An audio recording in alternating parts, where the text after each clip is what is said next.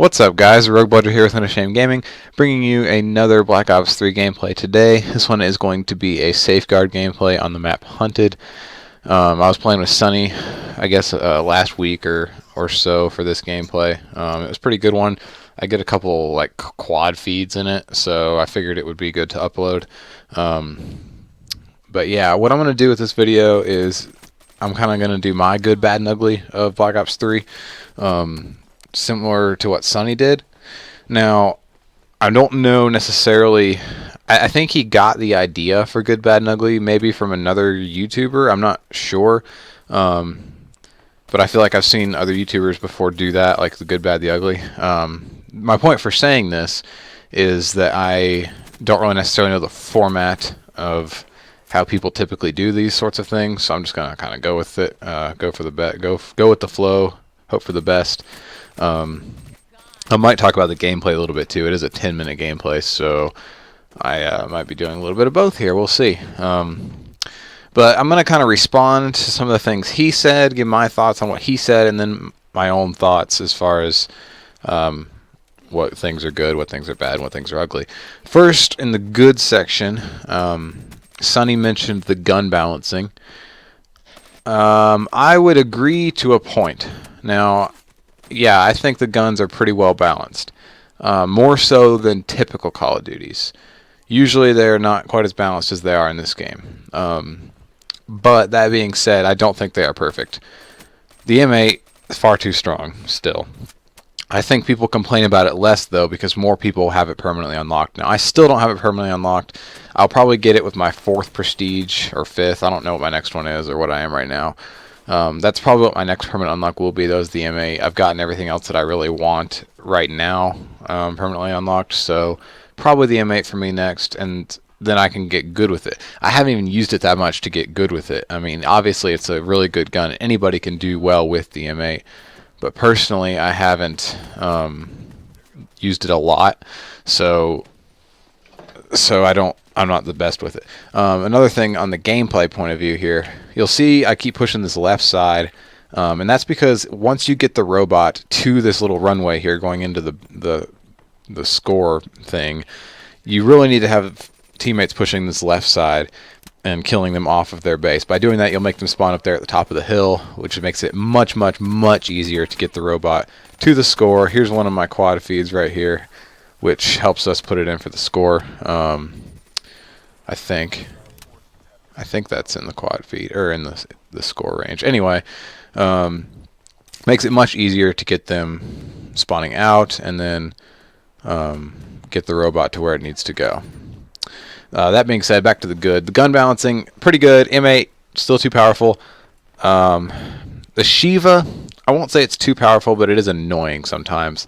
Other than that, though, the ICR is pretty good, but a lot of the ARs still kind of suck.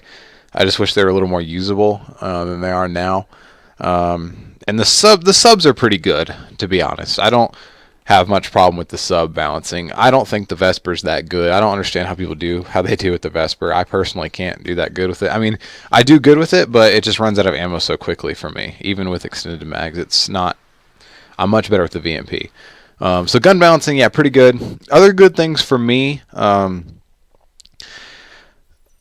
enjoy the specialist. I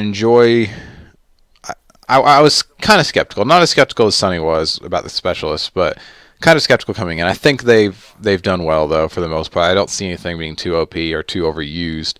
A lot of people use the Sparrow for some reason, but I don't think it's that good. That being said, this game is the first game since Black Ops 2 that I've actually enjoyed grinding out pubs. There's another quad feed. It's probably the first, yeah, like I said, the first game that I've enjoyed grinding out pubs. Black Ops 2, I did it to get the diamond camos on my ARs and my snipers. This game for diamond and for the specialist camos, I think it's just it's fun to me. It gives me a goal or a reason to play pubs. And I do enjoy playing pubs if there's what I feel like is a reason to do so. So I'm glad that they put these things in the game that enabled me to kind of enjoy playing it a little bit more. So that's another good thing that I'll throw in there. Bad,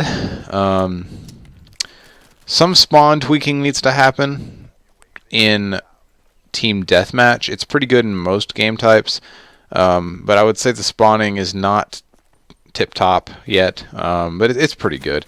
I wouldn't necessarily say it's a bad, just kind of a eh. I'm trying to remember what Sonny said for the bad. Kill streaks. He said the kill streaks were not very good, and I, for the most part, agree with him. The high-level kill streaks are just not... I don't know if they're just not used a lot or if they're not very good. Wraps is probably the highest I ever see, really. Sometimes you'll see a GI unit. I've seen one of those little EMP things. I don't remember what they're called, but you basically put it down and it's like an EMP. I've seen one of those, but again, they're just not that good to me, it seems. I've always thought EMPs were harder to get than they should be. I've never felt that they were that powerful, except for the fact that, I mean, you can't really use other kill streaks if you're the other enemy team. And the mothership, like Sonny said, I've never seen one, so I just don't think it's... I don't know if just nobody uses them. What a drawback for me to using it is that you have to control it. I'm a big fan of kill streaks I don't have to control, because they're getting kills and I'm getting kills at the same time, and it's great. That's why one thing I did like about Advanced Warfare was that you could put the AI controlled option on your kill streaks so that you didn't have to use them while you were running around. You could let the computer do it for you. Is that another quad feed? No, that wasn't another quad feed. It was a triple kill. But they didn't put that in this game, which is fine. Anything that from Advanced Warfare that's not in this game, I'm fine with. But I would like to see, I don't know, different kill streaks. I'm just not too pleased with the high level ones. Lightning strikes are still good. Hellstorms are still good. I mean, they were the classic ones from Black Ops 2 that everybody used, at least in competitive and stuff. Sentry guns are there. They're good. Cerberus, I don't have a problem with that as a kill streak. The Guardian's good. So some of the core ones are good, but I agree. The higher level ones and the amount of variety is not really there for me. Another bad thing for me is probably the wall running. I don't mind wall running, but my biggest thing is that I can't wall run, or I always wall run. Like, you should be able to choose whether or not you're wall running. Kind of the same way in Advanced Warfare you could turn off auto mantling.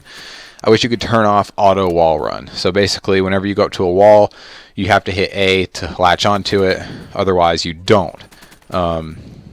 Because I find myself like jumping out of the way of somebody a lot, or trying to jump over something, and I'll end up wall running on a really stupid spot, and it just kind of screws me up. So that's one of my... I think that was another quad feed, or at least I don't remember. That was one of my least favorite parts of the wall running aspect. But I still like it as far as map movement goes and implementation into the game. I think wall running is good. Now on to the ugly. Sonny mentioned connection. I don't think personally for me connection is that much worse than any other Call of Duty I've ever been in. Hit detection wise, this game seems to be pretty darn good. A lot better than Black Ops 2 was, that's for sure. So it has really good hit detection for me. Biggest thing for me is that in a lobby, this was kind of a problem in AW2, but in a lobby where you lose teammates, it just doesn't seem to fill back up. Like, say you get in, you're down 2v6. You're going to be 2v6 like the whole time. It never gives you more teammates. So the ugly side of the connection there, yeah, I'll agree with that. Other than that, there's no real ugly for me in this game. There was my quad feed. So 3 quad feeds in this gameplay, but there's no real ugly for me. It's a pretty good game. One of my favorite Call of Duties, easily. Probably up there, top 3 or 4. But this gameplay is wrapped up, guys. I hope you guys enjoyed it. I'll be out of town for a while in the coming weeks, so hopefully I'll have enough videos for you guys. But if you don't see me, that's why. But thank you guys for watching. Remember to check out my montage that just came out a few days ago, and remember to leave a like and share as well. It's always good to talk to you guys, and we'll see you next time. God bless.